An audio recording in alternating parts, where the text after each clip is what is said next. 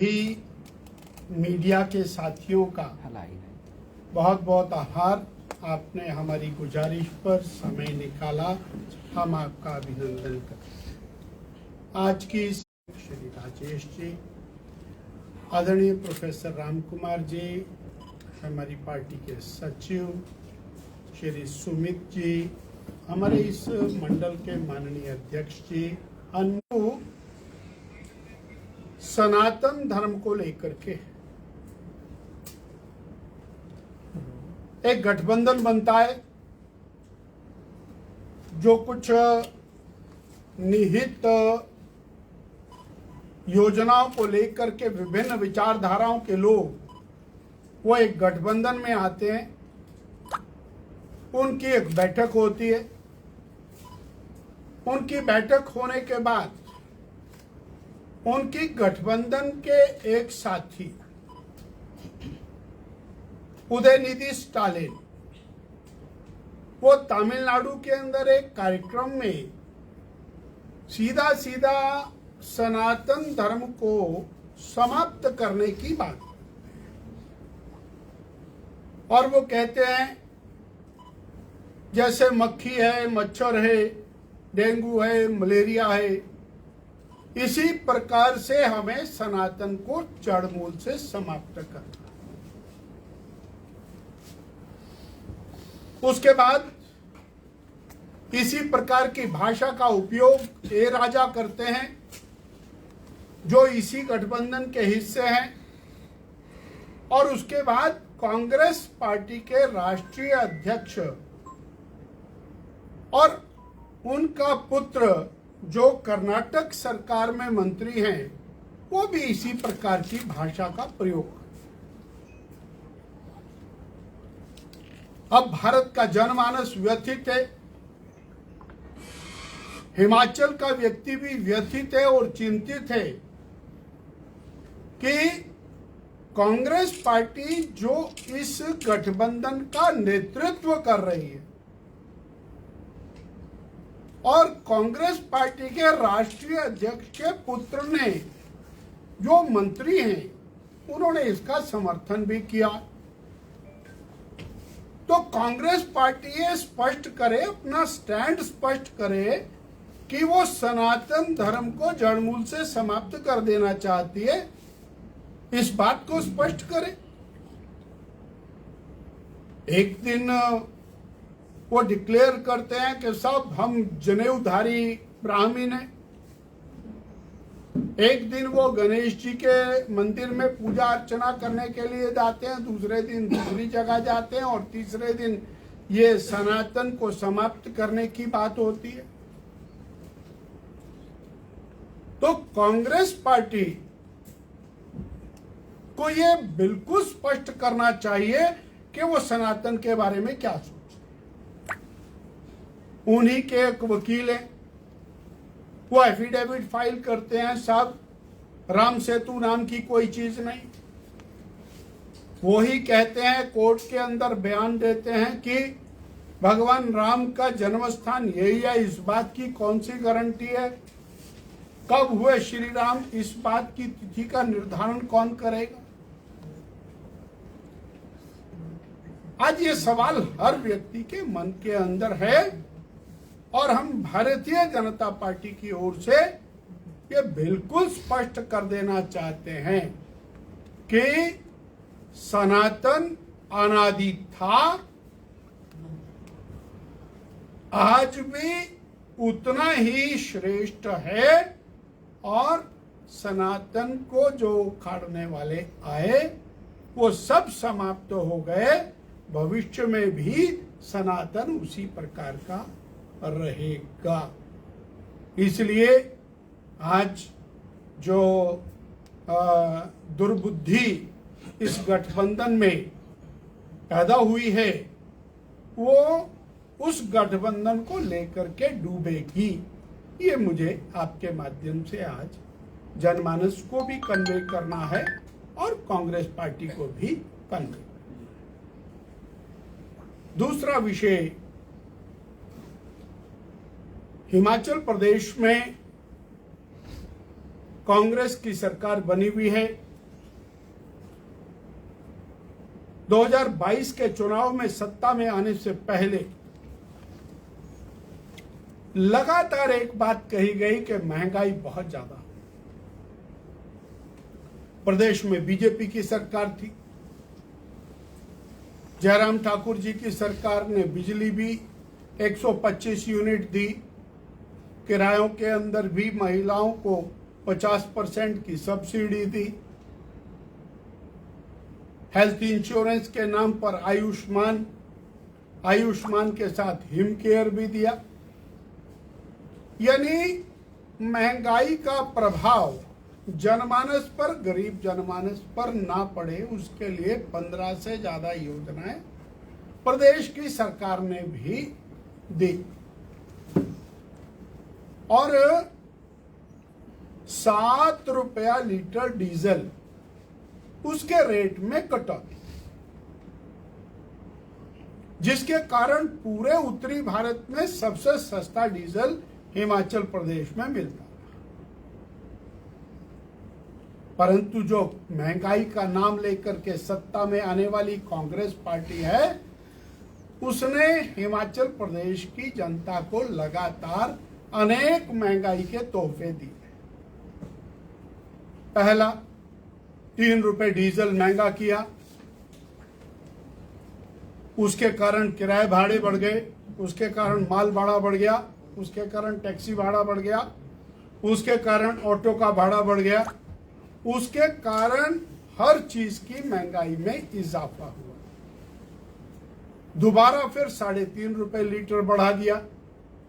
6.5 रुपया litre diesel बढ़ाने के बाद जितनी ऑपरेटर्स यूनियन हैं सभी ने दाम बढ़ा दिए, माल भाड़ा बढ़ गया, विभिन्न प्रकार के जो किराए भाड़े हैं उसके कारण आम जनमानस के ऊपर इस चीज का प्रभाव हुआ। हमारा किसान है, बागवान है, उसके ट्रैक्टर के ऊपर खर्चा बढ़ गया, उसका जो ढुलान है सब्जी का बाजार में लाने का वो बढ़ गया, और उसका सामान जो घर में लेकर के जाने का वो बढ़ गया। किसान, बागवान, गरीब, मजदूर और प्रत्येक व्यक्ति उससे प्रभावित हुआ। ये बहुत बड़ी देन कांग्रेस पार्टी ने हिमाचल प्रदेश की जनता को 2022 के चुनाव के बाद। अब वहां रुके नहीं अभी, उसके बाद इन्होंने और डिपू का राशन उसको महंगा किया। एक बार एक दाल के रेट 16 रुपए बढ़े, उसके बाद पिछले सप्ताह दूसरी दाल के रेट बढ़ा दिए, वो भी बहुत बड़ी मात्रा में जंप किया। एक तीसरी दाल है उसके रेट भी बढ़ा दिए। 9 रुपए लीटर तेल के दाम बढ़ाए, खाने वाले तेल के दाम। और अभी यहां रुके नहीं थे तो 3 दिन पहले बिजली के ऊपर 1% से 19% की ड्यूटी बढ़ाई अलग अलग स्थान। अब बिजली का रेट बढ़ा दिया। औद्योगिक क्षेत्र जो हमारे रोजगार का सबसे बड़ा साधन है, उस औद्योगिक क्षेत्र के अंदर बिजली के दाम को बढ़ाने का मतलब है उद्योग को हिमाचल से पलायन करने के लिए नया रास्ता देना। हिमाचल से वैसे ही लगातार उद्योग पलायन कर रहा है, उनको हिमाचल में अब उस प्रकार का लस्ट दिखाई नहीं देता। केंद्र की सरकार 1200 करोड़ रुपया 2 दिन पहले उद्योगों को बढ़ाने के लिए हिमाचल और उत्तराखंड को देकर के हट गया। 1200 करोड़ रुपया 2002 के अंदर अटल बिहारी वाजपेयी जी के कारण हमको इंडस्ट्रियल पैकेज मिला। उसके बाद हिमाचल में उद्योग आने शुरू हुए। उसके बाद जैसे ही ये केंद्र में सत्ता आए वो 10 साल का पैकेज था, उसको घटा के 7 साल का कर दिया। और आज भी केंद्र सरकार, मोदी की सरकार, वो हिमाचल को, उत्तराखंड को 1200 करोड़ रुपया दे रही है और ये बिजली के रेट बढ़ा करके उद्योगों को पलायन के लिए मजबूर कर रहे हैं। ये केंद्र की सरकार है जो गरीब को मदद कर रही है। 200 रुपया रसोई गैस के सिलेंडर के दाम को कम कर रही है और जो गरीब को मिलने वाला सिलेंडर है उसका 400 रुपया कम कर रहे हैं, और प्रदेश की सरकार है वो डीजल के दाम, राशन के दाम वो बढ़ा रही है और बिजली के रेट बढ़ा रही है। भारतीय जनता पार्टी इस महंगाई को बढ़ाने को लेकर के बहुत बड़ा कड़ा नोटिस लेती है, और जो उद्योगों का पलायन है उसको रोकना चाहिए। रोजगार वो एक बहुत बड़ी चीज है, उस रोजगार की दिशा के अंदर हमको आगे बढ़ना चाहिए, और केंद्र की मोदी सरकार का सिलेंडर के दाम घटाने के लिए हमको जो उद्योगों में और 1200 करोड़ रुपया हिमाचल उत्तराखंड को देने के लिए जहां आभार व्यक्त करते हैं, वही ये जो बढ़ाई जाने वाली महंगाई हिमाचल की जनता के ऊपर है, इसकी हम निंदा करते हैं। बहुत धन्यवाद। सर, मुख्यमंत्री जी और प्रदेश में कांग्रेस लगातार प्रहार कर रही है कि प्रदेश में जो व्यापक नुकसान हुआ है बरसात के चलते, उसको देखते हुए केंद्र से हमें अपेक्षित मदद नहीं मिल पाई अभी तक, भाजपा का क्या रुख है? जहां तक प्रदेश की सरकार का सवाल है, प्रदेश की सरकार और इनके मंत्री वो बिल्कुल विपरीत दिशा के अंदर काम करते हुए दिखाई, विरोधाभास के अंदर काम करते हुए दिखाई।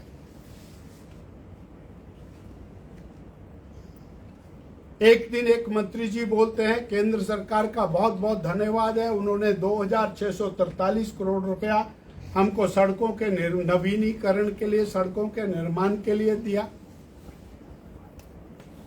वो एक दिन केंद्र के मंत्री महोदय का बहुत आभार व्यक्त करते हैं कि श्री नितिन भाई गडकरी जी आए और उन्होंने 4 लेन नेशनल हाईवेज के लिए 400 करोड़ रुपए दिया, और यहां तक विश्वास दिया कि मैं सारे के सारे 4 लेन नेशनल हाईवेज केंद्र की मोदी सरकार से ठीक करके दूं।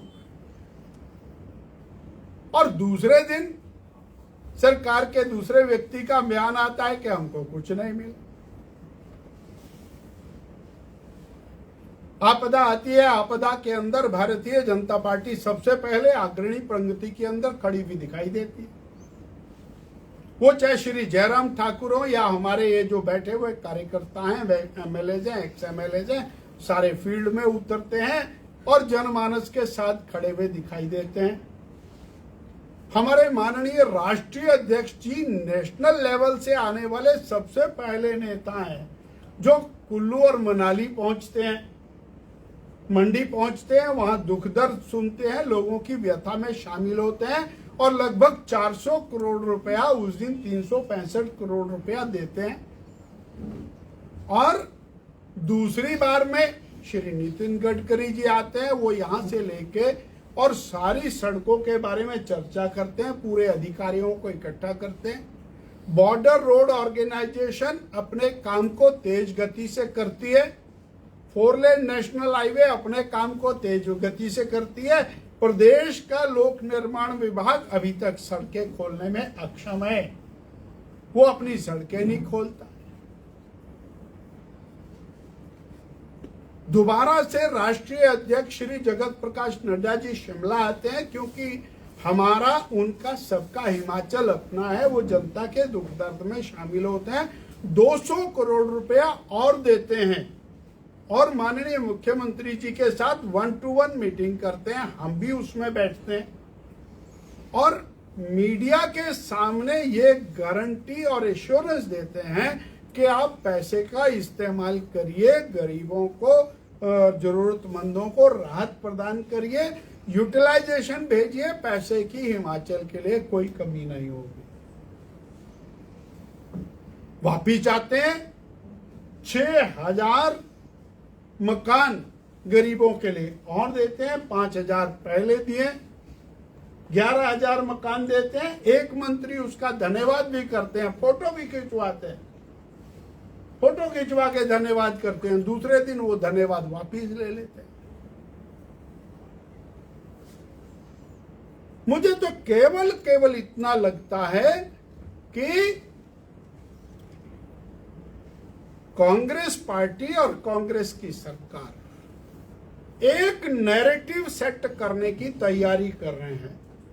वो जनता के दुख दर्द कब कम होंगे, कितने कम होंगे, कैसे कम होंगे, उसके लिए बहुत ज्यादा चिंतित नहीं, परंतु वो एक नैरेटिव सेट करना चाहते हैं कि बाढ़ सुखाड़ जो प्रभाव हुआ है उसका ठीकरा बीजेपी के सिर फोड़ दो।